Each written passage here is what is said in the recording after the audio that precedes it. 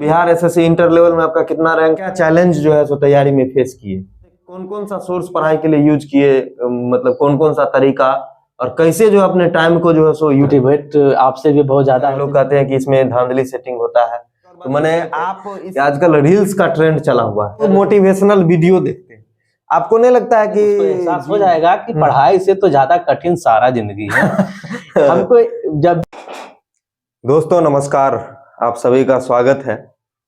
दोस्तों कहा जाता है कि क्यों डरे कि जिंदगी में क्या होगा, हर वक्त क्यों सोचे कि बुरा होगा, बढ़ते रहे अपनी मंजिलों की ओर, हमें कुछ मिले या न मिले तजुर्बा तो नया होगा।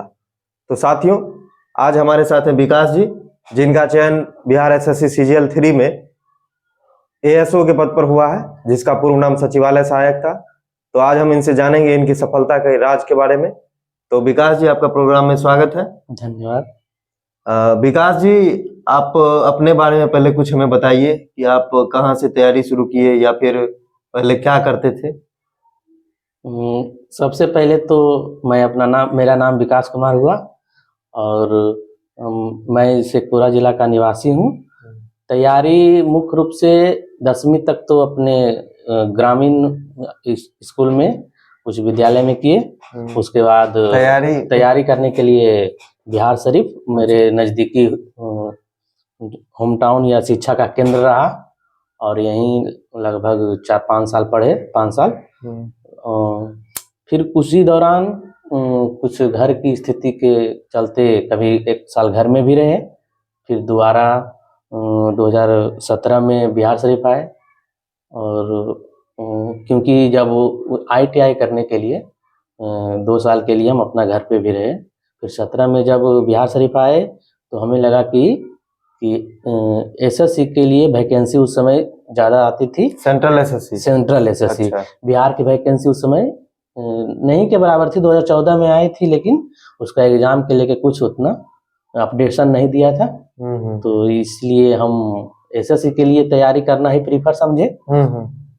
उसी दौरान 2016 में एमटीएस के लिए एसएससी सेंट्रल एमटीएस के लिए वैकेंसी आई। ठीक है। उसको अप्लाई किए। शुरू में मेरा तो इंग्लिश भी वीक था और मैथ नॉर्मल था, लेकिन जीके वगैरह भी उतना अच्छा नहीं था। लेकिन सोचे कि अब जो भी एग्जाम देना है उसी का तैयारी करना है, तो उसी फोकस से एमटीएस का ही सेट मारते थे। अच्छा।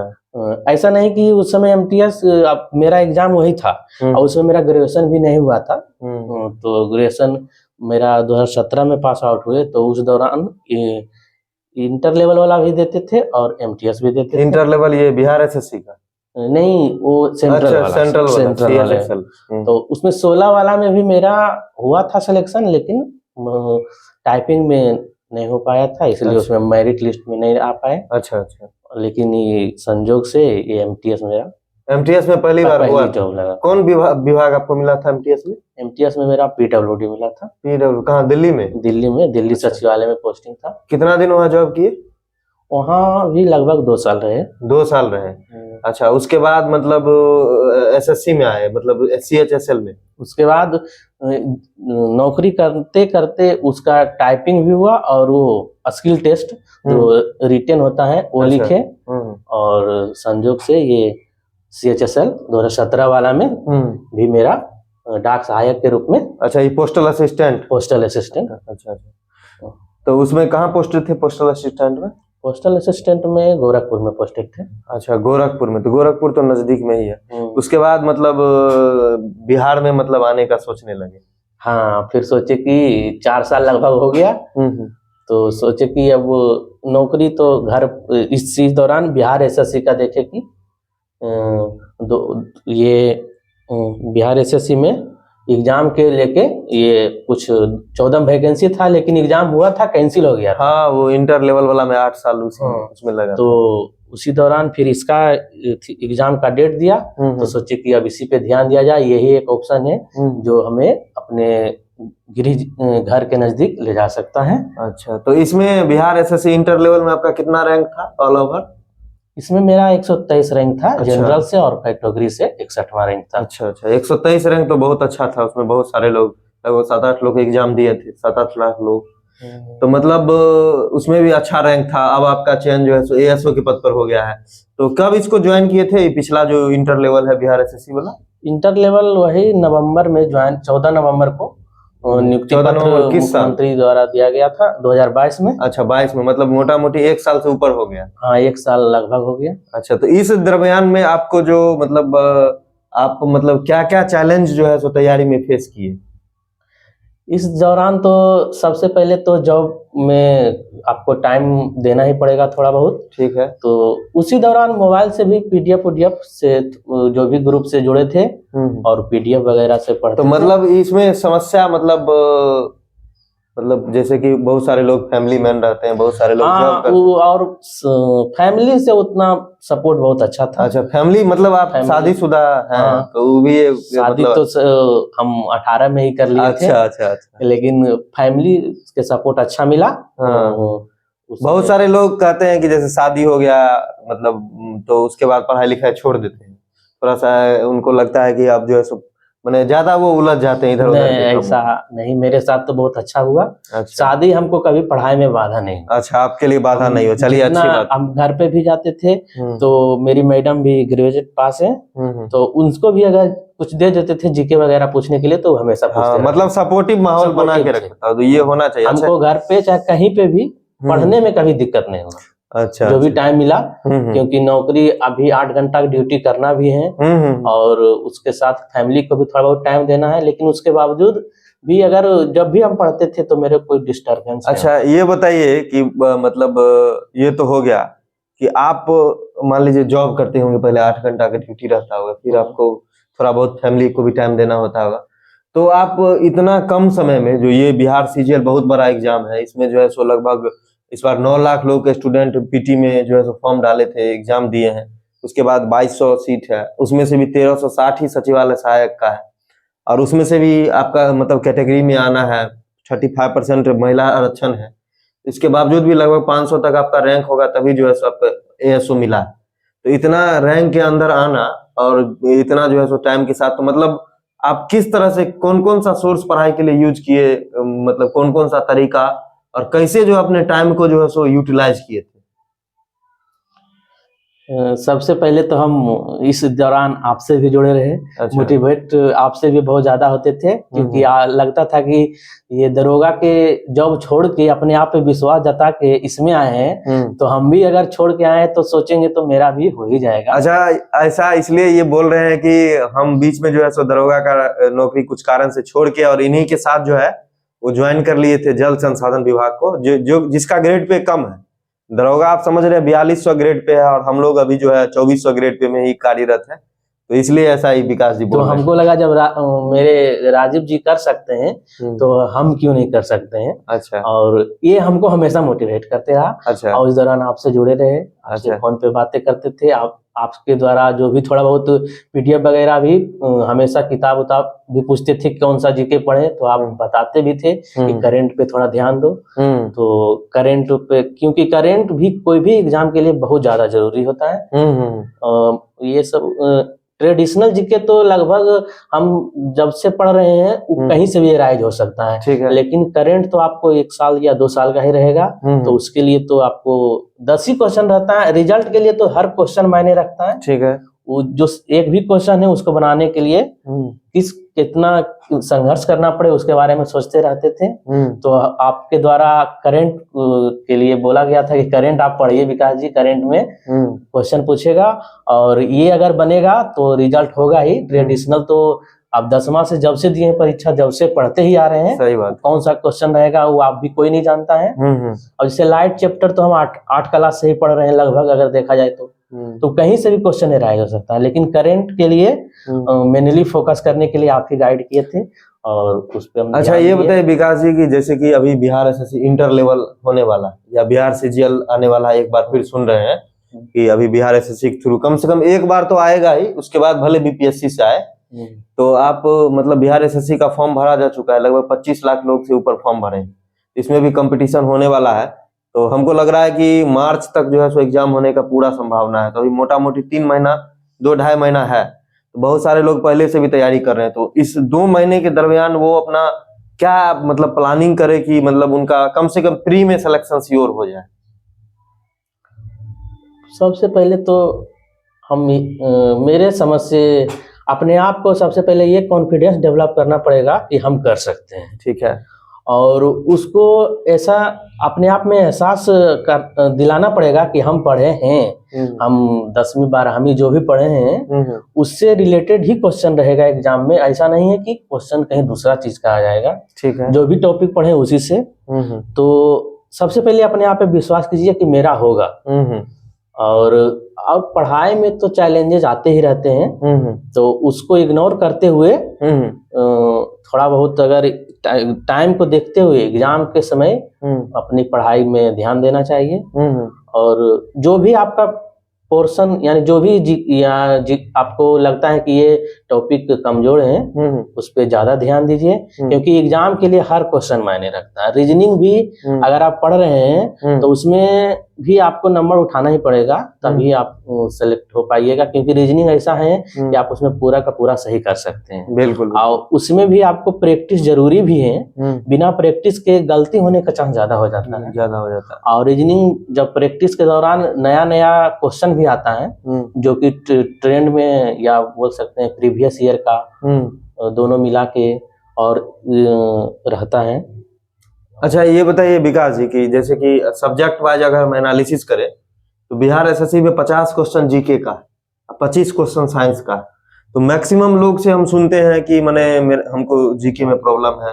बिहार के लोग हैं तो मैथ रीजनिंग पे थोड़ा पकड़ पहले से रहता है, तो मैथ रीजनिंग पर हम बाद में आपसे पूछेंगे। पहले आप ये बताइए कि जीके के लिए जो है आप कौन सा सोर्स को यूज किए हैं, बुक को यूज किए हैं, और कैसे उसको पढ़ा जाए, किस ढंग से आप उसको याद किए या पढ़े? जीके अगर देखा जाए तो लुसेंट एक बेटर बुक है। वो लुसेंट डिस्क्रिप्टिव वाला ना? लुसेंट डिस्क्रिप्टिव वो पूर्णतः एनसीईआरटी पे ही आधारित है। ठीक है। और उसमें एरर भी बहुत कम है, गलतियां भी ऐसा हमको कभी ऐसा नहीं समझ में आता है कि उसमें प्रिंटिंग भी उतना अच्छा रहता है कि प्रिंटिंग में भी गलती नहीं हो पाता है। ठीक है। और वो उसका अपडेशन भी रहता है। और उसमें इतना हर टॉपिक एक सिलेबस ढंग से दिया हुआ है कि इंटर लेवल के एग्जाम के लिए तो पर्याप्त है। इंटर लेवल क्या, हमको लगता है ग्रेजुएशन में भी वो हेल्पफुल है बहुत ज्यादा। अच्छा ये बताइए कि मतलब बहुत सारे लोग किताब का आजकल जो है भंडारा है, ये वो बहुत सारा सोर्स यूज करते हैं, तो आप कैसे इस तरह के भटकाव से बचे और क्या सजेस्ट करना चाहेंगे अभी आने वाले लोगों को? बहुत सारा किताब हो गया मार्केट में, देख रहे होंगे ये किताब ले लो, ये किताब ले लो, तो आप इसमें देखिए किताब सभी में एक ही चीज लिखा रहता है, ये पहले माइंड मेकअप करना पड़ेगा कि कोई भी किताब आपके पूर्णतः क्वेश्चन नहीं टकरा सकता है। ठीक है। कोई भी इंस्टीट्यूट हो, कोई भी कोचिंग हो, चाहे कोई भी प्रकाशन हो, ठीक है, मायने रखता है कि आप अनलिमिटेड थोड़ा सा क्वेश्चन का सिलेबस देख के, एग्जाम का सिलेबस देख के ही पढ़ना चाहिए। ऐसा नहीं कि अगर इतिहास पढ़ना है तो हमको आईएएस नहीं बनना है, हमको इंटर लेवल ही पास करना है, तो उसको देखते हुए ही क्योंकि सभी विषय को पढ़ना पड़ेगा। तो इसलिए ऐसा नहीं है कि एक ही विषय को हम पूरा पढ़ लिए दूसरा कम पढ़े। कितना क्वेश्चन एराइज हो रहा है किस टॉपिक से, उस पर ध्यान देना है और थोड़ा सा सिलेबस को देख के ही पढ़ना चाहिए। अच्छा, नहीं तो रास्ता भटकने का तो बहुत ऑप्शन है। हाँ। मतलब कम सोर्स का यूज करना, कम सोर्स का यूज करना। हाँ। सोर्स ज्यादा रहेगा ज्यादा भटका होगा। अच्छा, साइंस का क्वेश्चन थोड़ा डीप में पूछा जा रहा है, हम भी एग्जाम दिए थे, हमको लग रहा है ऐसा कि थोड़ा सा उसमें कुछ अलग करने का जरूरत है। साइंस का वेटेज भी आप देख रहे हैं कि अच्छा खासा था, खास करके मेंस में देखे होइएगा कि बायोलॉजी का अच्छा खासा क्वेश्चन रहा था। तो साइंस के लिए एक तो लूसेंट में जो है सो है, लेकिन अलग से अगर पढ़ना क्या अगर सजेशन देना चाहेंगे तो कौन सा बुक आप यूज किए थे?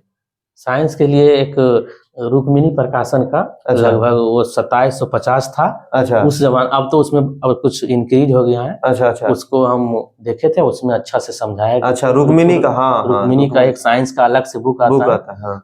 अच्छी तरह से उसमें एरर भी नहीं ज्यादा दिख रहा हमको और अच्छा लगा उसको। तो रुक्मिणी के लिए साइंस का यूज बहुत अच्छा है। अच्छा ये बताइए, और एक लूसेंट, लेकिन लूसेंट में थोड़ा ज्यादा जीके लगा हमको, तो उसको हम उतना नहीं पढ़ पाए। अच्छा, लूसेंट साइंस की जो बुक, लूसेंट साइंस का, हाँ, उसमें तो बहुत ज्यादा है, उसको हमको लग रहा है कि अवॉइड ही करना चाहिए, एक ही बुक सही रहेगा। क्योंकि अगर आप एग्जाम 3 महीना में ले लेता है तो उसमें आप 3 महीना में साइंस मेकअप उसके लिए मेरे अनुसार उसमें ज्यादा टाइम टेकिंग। अच्छा, ये बताइए कि मतलब बहुत सारे लोग मतलब अभी स्टार्ट किए हैं, उनका मैथ और रीजनिंग जो है सो मतलब थोड़ा सा कमजोर है। तो शुरू में मतलब मैथ रीजनिंग सीखने के लिए कोई ऐसा यूट्यूब चैनल या कोई टीचर, या फिर वो खुद से ही करे, या तो किस सोर्स से करें, आप क्या मतलब सजेस्ट करना चाहेंगे मैथ और रीजनिंग के लिए अलग अलग? मैथ रीजनिंग तो अगर देखा जाए तो सबसे ज्यादा जरूरी है कि सेट प्रैक्टिस। अच्छा, वो आपको हमेशा शुरुआत में तो सेट प्रैक्टिस मान लीजिए कोई नहीं कर सकता, उनको तो पहले कॉन्सेप्ट चाहिए। मैथ के लिए RS अग्रवाल ही हम उपयोग किए हैं अच्छा। शुरू से ही। ठीक है। उसका जो भी तो अगर कभी भी हम पढ़ते थे तो अगर सेट में एक भी क्वेश्चन गलती होता था किसी भी टॉपिक का, तो RS अग्रवाल हम उठाते थे और पूरा टॉपिक पढ़ डालते अच्छा, थे। जैसे मान लीजिए कि लाभ हानि का एक क्वेश्चन गलती हुआ, आप पूरा लाभ हानि पूरा लाभ हानि खत्म कर देते। हाँ, ये ट्रिक, ये मतलब स्ट्रेटजी बहुत अच्छा है कि आगे से चल के ये गलती नहीं हो। हाँ, इससे बार बार रिवाइज भी होता बार बार रिवाइज भी होता है। अच्छा, रीजनिंग के लिए? रीजनिंग के लिए अरिहंत प्रकाशन का एक बुक आती है। मोटा है या नहीं, मतलब? वो पतला ही रेलवे में काम आता है, उसको ही हम प्रीफर किए थे। और लगभग सेट से तो रीजनिंग हो ही जाता था। सेट से तो रीजनिंग। अच्छा, सेट प्रैक्टिस में देखते हैं कि बहुत सारे टीचर लोग सेट निकालते हैं, बहुत फेमस टीचर भी हैं, वो कहते हैं कि हमारे सेट से क्वेश्चन आता है। आपका अनुभव क्या कहता है कि बढ़िया से बढ़िया सेट मार्केट में कौन है? क्योंकि इसमें भी एक मार्केटिंग का जो है सो फैलाव हो गया है, तो आप कौन सा सेट बनाते थे और मतलब क्या सजेस्ट करेंगे? सेट तो ऐसे देखा जाए तो हम रुक्मिणी प्रकाशन का ही बनाए हैं। अच्छा। और मेरा सोचते थे कि पढ़ने वाला तो भूल ही जाता, ह्यूमन नेचर है भूलना।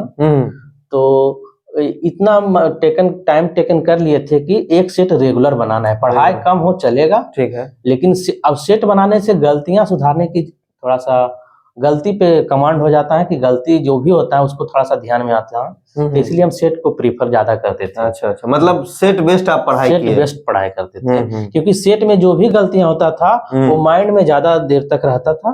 तो आगे अगर वैसा क्वेश्चन आता था तो वो ध्यान में आ जाता था कि ये क्वेश्चन ऐसे बनेगा, इसको हम एक जगह गलती कर चुके हैं। अच्छा, तो ये बताइए कि बहुत सारे लोग जैसे कि एक स्कोर पे अटक जाते हैं, जैसे कि किन्हीं का 110 आ रहा है, 100 आ रहा है, तो उस पर वो पहुंच जाते हैं, उसके बाद वो अटक जाते हैं, तो उसको कैसे, उस बैरियर को तोड़े, माने उस सीमा को कैसे तोड़े कि माने थोड़ा सा स्कोर इंक्रीज करे? तो लास्ट टाइम मतलब वो बहुत ही क्रूशियल ऐसा टाइम आता है कि लगता है कि एक एक नंबर बढ़ाना मुश्किल हो रहा है, तो उस समय आप मतलब क्या करते थे? कुछ अलग प्लान बनाते थे कि मतलब नॉर्मली? सेट बनाते बनाते हमको ऐसा एहसास हो गया था, जब भी सेट बनाते थे तो अगर जीके में भी जो गलतियां होती थी तो उसमें हम यही सोचते थे कि ये क्वेश्चन हम या तो जानते नहीं हैं या तो गलती हो गया, तो वो टॉपिक ही पढ़ते थे हम। तो जैसे प्रकाश का अगर कोई जीके में क्वेश्चन आ गया, अच्छा, लाइट का, तो अगर उसमें तो फिर हम किताब उठाते थे लूसेंट, ठीक है, और उससे पढ़ डालते थे, तब एहसास हो जाता था कि क्यों गलती हुआ, हमको याद ही नहीं था, या तो हम इसको पढ़े नहीं ध्यान से थे। तो उससे ही अंदाजा लग जाता था कि अगर देख रहे हैं कि आजकल साइंस थोड़ा टफ करता जा रहा है, तो और उसके लिए भी हम जो भी सेट मारते थे तो क्वेश्चन ढूंढते थे कि आखिर ये क्वेश्चन आया कहाँ से। अच्छा, क्वेश्चन का सोर्स कहाँ से, आखिरकार क्यों इसी को पूछा और दूसरा क्वेश्चन क्यों नहीं पूछा, ये थोड़ा सा मेरा दिमाग में हमेशा रहता था। और देखते थे कि जीके वगैरह भी आजकल मासिक पत्रिका में भी टॉपिक बाय टॉपिक दिया ही रहता है, कभी साइंस के दे देगा, कभी इकोनॉमिक्स वगैरह, तो उससे भी देखते थे क्वेश्चन बहुत टकराता था। अब ऐसे प्रतियोगिता दर्पण भी मेरा फेमस बुक है, प्रतियोगिता दर्पण का आप बहुत यूज करते थे, उससे जीके अपडेट रहता था। लूसेंट तो मेरा बेसिक जीके था, लेकिन प्रतियोगिता दर्पण आप मतलब रेगुलर यूज किए? अच्छा, ये बताइए कि मतलब नोट्स वगैरह का भी बहुत सारे लोग पूछते हैं कि मैंने हमको नोट्स बनाना चाहिए, खास करके जीके जीएस का या मैथ रीजनिंग का जो गलती होता है, तो उसमें भी आप कुछ प्रयोग किए थे कि मतलब आप बुक में ही टिक लगा के या ऐसे? नहीं, नोट्स के लिए हम उपयोग किए थे। अच्छा, जो भी गलतियां होता था उसको भरसक प्रयास करते थे कि लिखे डालें, और बार बार उसी को देखते थे कि आखिरकार इसी में सुधार करना है, जो और अपना एक मोटा सा डायरी लिए थे और जितना भी गलतियां होती थी उसको लिख डालते थे। अच्छा, मतलब हम लोग जिस समय इंटर लेवल का एग्जाम दिए थे, अभी बिहार एसएससी का भी आ गया, अभी हालांकि कट ऑफ क्लियर नहीं है, लेकिन एक मतलब अनुमान रहता है कि मतलब जो पीटी का रिजल्ट है वो लगभग 70% तक हो जाता है, 105 नंबर तक, चाहे वो किसी में भी हो। कभी क्योंकि थोड़ा सा ज्यादा सीट रहता है, ज्यादा लोगों का सिलेक्शन होता है। मतलब इंटर लेवल की हम बात कर रहे हैं, ग्रेजुएशन लेवल में तो 80% तक भी पीटी में चला जाता है, और फिर मेंस में जो है सो ज्यादा कट ऑफ चला जाता है। तो इसमें क्या होता है कि बहुत सारे लोग क्या करते हैं ना कि एक्सट्रैक्ट कर जाते हैं, कहीं भी गए, मतलब उनमें अपने आप कॉन्फिडेंस नहीं आ पाता है कि मेरा होगा नहीं होगा। एग्जाम देने के बाद भी आयोग का भी थोड़ा सा इसमें है कि वो ना आंसर की देती है ना कुछ देती है। बहुत सारे लोग कहते हैं कि इसमें धांधली सेटिंग होता है। तो मैंने आप इस दौरान आपको भी समस्या फेस किए थे क्या? हाँ, ये सब सुनने में आता था न्यूज वगैरह में कि धांधली होती है, ये होती है, तो ये सबको हम इग्नोर करके चलते थे। ये ऐसा नहीं है कि धांधली हो जाएगा। ये पहला नंबर तो हम इस पर विश्वास ही नहीं करते थे, क्योंकि हम इसके पहले 2 जॉब छोड़ के आए थे, तो हमको एहसास हो गया था कि पढ़ने वाला का तो हो ही जाएगा। अच्छा, तो जैसे कि आज तक हमको कोई प्रूफ भी नहीं मिला है कि कहाँ धांधली हुआ है, कोई भी एग्जाम का प्रूफ नहीं देख पाए हैं। अच्छा, लेकिन सुनने में आता है, तो इसको हम कभी यानी सत्यता से साबित ही नहीं देख पाए कि धांधली होती है। हाँ, मतलब हम ये कह सकते हैं ये बहुत सारे लोग ये सब हमको लगा कि ये भटकाने वाला ये मुद्दा है, ये मेरा पढ़ाई डिस्टर्ब करेगा और मेरा कॉन्फिडेंस डाउन करेगा, इसलिए हम इसके बारे में सोचते ही नहीं थे कि कोई एग्जाम में धांधली होती है। अच्छा, ये बताइए कि जैसे करंट अफेयर्स के लिए प्रतियोगिता दर्पण यूज करते थे, मतलब प्रतियोगिता दर्पण ही one of the best source है जिसका यूज किया जा सकता है। हाँ। अच्छा, मतलब एक और बात हम पूछना चाह रहे थे कि ये तो हो गया कि बहुत सारे लोग अगर नहीं हो पाता है, रिजल्ट कट ऑफ बढ़ता है, तो आप समझ सकते हैं कि बिहार में कितना जॉब का रिक्वायरमेंट है। जो रेलवे एसएससी का भी तैयारी करते हैं वो भी चाहते हैं कि बिहार में आके नौकरी करें, तो यहाँ का कट ऑफ ऑलरेडी बढ़ ही जाता है। तो मतलब जब आप अपने आप को डिमोटिवेट पाते थे, कभी कभी होता है कि लोग निराश हो जाता है, पढ़ते पढ़ते मान लीजिए सही नंबर नहीं आया, 2-4 सेट में लगातार कम नंबर आ गया, या कभी ऑफिस में काम का प्रेशर पड़ गया, पढ़ाई नहीं हो पा रहा है, तो उस दरमियान आप कैसे मतलब मोटिवेट रखते थे? मैंने अपने आप को, कुछ तो माइंड में होगा कि नहीं कुछ भी हो जाए पढ़ना है, तो उस कुछ ऐसा मोटिवेशन बताइए। उस दौरान तो हम यही सोचते थे कि जो मुझसे अव्वल हैं या सीनियर हैं उसके बारे में सोचते थे। जैसे आप ही के बारे में सोचते थे कि आखिरकार जब उनके पास भी तो ऐसा चैलेंजेस आते ही होंगे, और कभी इंटरव्यू वगैरह देख लेते थे किन्हीं का, तो लगता था कि ऐसा नहीं है, जिंदगी में संघर्ष सभी के आते हैं, सभी के आते हैं। दुनिया में कोई भी आदमी नहीं जिसको चैलेंज का सामना नहीं करना पड़ा। तो इससे एहसास हो जाता था कि चलो ये भी एक मौका है, इसको भी टाल के और आगे बढ़ना। अच्छा, ये बताइए कि मतलब जो हमारे जो दर्शक हैं जो देख रहे हैं, उनके लिए कुछ ऐसा अलग स्ट्रेटजी, कुछ ऐसा संदेश आप देना चाहेंगे जो उनके लिए जो है सो मतलब हेल्पफुल हो, फ्रूटफुल हो? मतलब नए जो भी आ रहे हैं, जो एग्जाम के लिए तैयारी या जो तैयारी कंटिन्यू ही कर, हाँ, उसको तो सबसे पहले तो अफवाह से दूर रहें। मेरा अपना एक निजी ये मनसा है कि कहने का कि अफवाह से दूर रहें, और ये हमेशा मान के चले कि मेरा हो जाएगा। डर सबको आती है, हमें भी बहुत ज्यादा डर आती थी कि नहीं होगा, लेकिन अगर 50 बार डर वाला आता था तो 50 बार ये पॉजिटिव थिंकिंग आता है, ह्यूमन नेचर है कि आपके पास दोनों आएगा वो सेंस, कभी लगेगा कि होगा कभी नहीं होगा, लेकिन थोड़ा इग्नोर करना पड़ता है। और नहीं भी होगा तो क्या होगा, आप जो सबसे पहले लाइन बोले शायरी के रूप में, उस पे हमको बहुत अच्छा लगा कि नहीं भी होगा तो क्या होगा, तजुर्बा तो जरूर आएगा। तो उस उद्देश्य से अपने आप को मोटिवेट करते रहते। हाँ, तजुर्बा देखिए, इसलिए हम बोल रहे हैं कि कंपटीशन जो है एक तरह से हम मैराथन बोल सकते हैं, या जैसे बूंद बूंद घड़ा भरता है। आप बहुत लोग आते हैं फील्ड में, 1-2 महीना तैयारी किए, बहुत दिन से पढ़ाई छूटा हुआ है, उसके बाद वो छोड़ ही देते हैं, या कहीं से प्रेशर पड़ा तो उस तरफ मूव कर जाते हैं, मतलब बहाना बना लेते हैं एक तरह से। दोस्तों, आप लोग ईरा सिंघल का नाम सुने होंगे। ईरा सिंघल मैम का यूपीएससी में रैंक 1 आया था, और उनका आप देखे होंगे कि वो व्हील चेयर का यूज करती है। वो इतना मतलब उनका बॉडीली मतलब उतना एक तरह से कह सकते हैं कि उनका शारीरिक स्ट्रक्चर है इस तरह से, उनको कोई सब बीमारी है, और उसके बावजूद भी स्टीफन हॉकिंग का दोस्तों आप नाम सुने होंगे, जिनका पूरा शरीर, पूरा जीवन जो है वो व्हील चेयर पर बीता, और उसके बाद भी उन्होंने क्या क्या खोज किया। तो ऐसे लाखों मोटिवेशन है हाँ जिनसे हम भी प्रेरित होते रहे। अच्छा विकास जी, मतलब आपसे एक अनुरोध है कि जैसे कि हम ये चैनल बनाए हैं, हाँ हमारा जो है सो व्हाट्सएप ग्रुप भी है, टेलीग्राम ग्रुप भी है, तो हम बहुत जो भी सिलेक्शन हुआ है जिनका, तो उनको हम लोग मेंटर के रूप में, मेंटर मतलब आप जॉब के साथ जो थोड़ा बहुत टाइम है, कभी कभी इसी तरह से भविष्य में हम लोग क्लास भी लेंगे, तो जहां तक पॉसिबल होता है, जहां पर लोग फंसते हैं, बेसिकली हमारा मोटिव यही है कि गुमराह होने से लोगों को बचाएं। जो आजकल कोर्स का आंधी चला हुआ है, किताब का आंधी चला हुआ है, कुछ फॉल्स अफवाह चला हुआ है, उनसे लोगों को बताएं। तो यही अनुरोध है कि आप हमारी टीम के साथ जुड़िए, और जो भी हमारे दर्शक हैं उनको मतलब मोटिवेट करते रहिए, और जब मौका लगे तो आप जो है सो गाइड करते रहिए। व्हाट्सएप पर हम लोग ग्रुप बनाएंगे, टेस्ट लेंगे, तो उसमें भी आप थोड़ा हेल्प कीजिएगा। जरूर, ये मेरा भी मंशा है कि जो भी आज करके खास करके सोशल मीडिया के जमाना में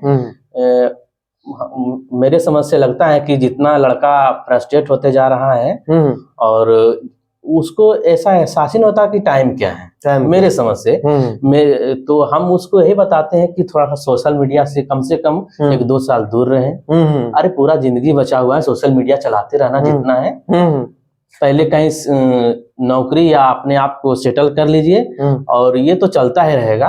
अच्छा आजकल के युवा को सबसे ज्यादा हमको लगता है कि सोशल मीडिया पे अपना टाइम वेस्ट करने की बजाय आप अगर सोशल मीडिया पे आप एग्जाम ओरिएंटेड कोई भी चीज पढ़ते रहते हैं तो कहीं ना कहीं आपको हेल्पफुल होगा। अच्छा। और हम बोलते भी हैं, और जितना हमको टाइम मिलेगा तो कोशिश करेंगे कि हम इससे जुड़े रहें, आपसे जुड़े रहें। हाँ चलिए, जिससे कि लड़का को भी कुछ अगर मेरे तरफ से कुछ सहूलियत हो या कुछ उसको फायदा हो तो कोशिश तो जरूर करेंगे। चलिए, ये आप बहुत अच्छा आप सोचे हैं, हमारे साथ जुड़िए, और मतलब हम सोचे हैं कि निःशुल्क जो है लोगों को जो भटकाव है उनसे हम बचाएं, इसमें आप सहयोग कर सकते हैं। अच्छा, एक और बात पूछ रहे थे कि आजकल रील्स का ट्रेंड चला हुआ है, बहुत सारे लोग सोचते हैं कि रील्स और मोबाइल देख के, और वो जो 2 सेकंड वाला वीडियो होता है, मतलब जो 20-30 सेकंड वाला, उस पर जो है सो करके वो, मतलब क्या लग रहा है आपको, पढ़ाई का माध्यम हो सकता है उस ढंग से, या फिर मतलब टाइम? अच्छा ये बताइए कि ये जो सोशल मीडिया है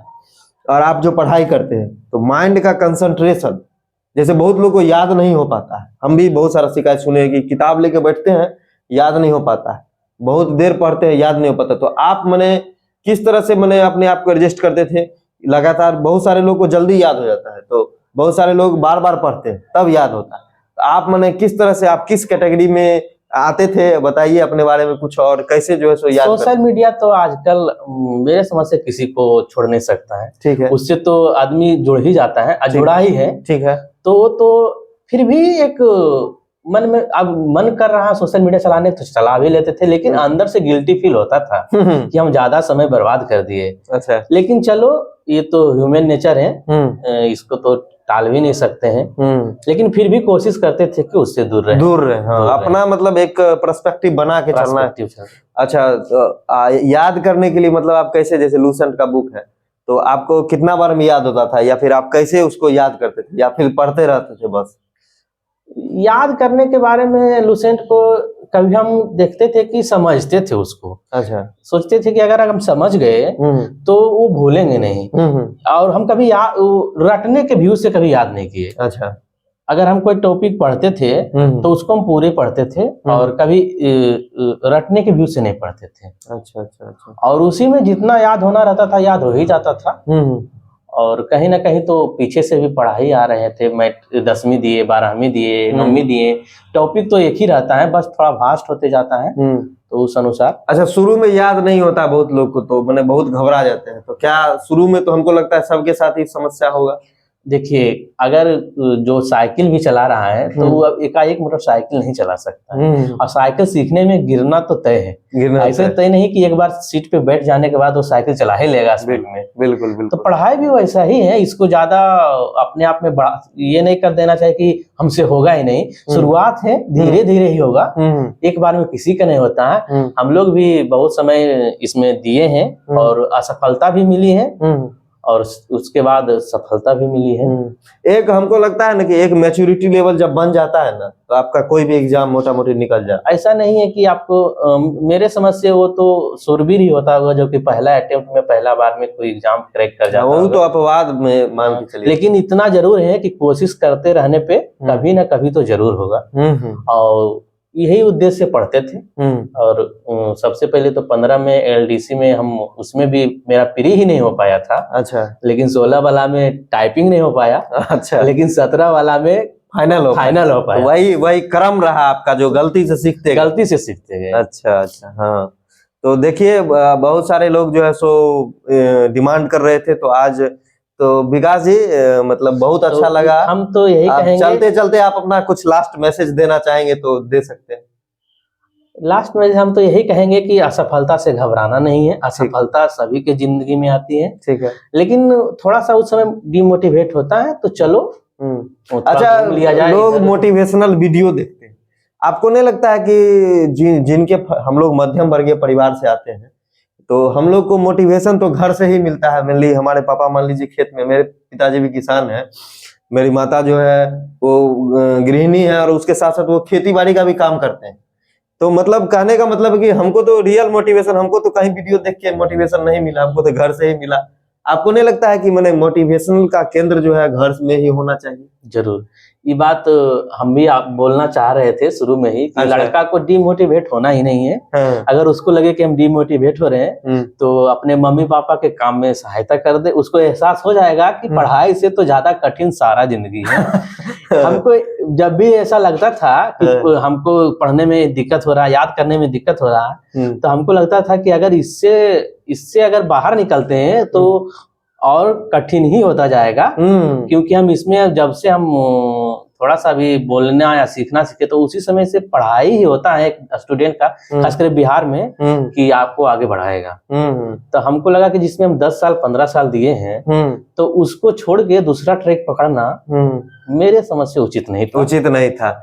हाँ, तो मतलब है कि आप लोग बने रहिए, माता पिता से मोटिवेशन लीजिए और मतलब अपने जो भी कमी है उसको दूर कीजिए, घबराइए नहीं, अपने आप को जो है कंटिन्यू रखिए, एकदम पेशेंस के साथ तैयारी में जुड़े रहिए। और कोई यहाँ 30 मार खान नहीं है, सब जो है तो समझिए कि यहाँ आके ही सीखता है, चाहे हम हैं, चाहे विकास जी हैं, चाहे ऐसे कोई भी लोग हैं।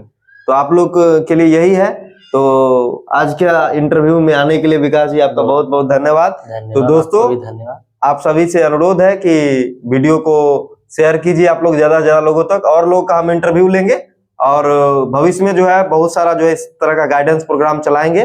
ठीक है, ज्यादा लोगों को लाभ हो तो आप से अनुरोध है कि आप लोग जो है सो ज्यादा से ज्यादा लोगों को लाइए, सब्सक्राइब करवाइए और हमारे चैनल को ग्रो करवाइए। Thank you for watching today.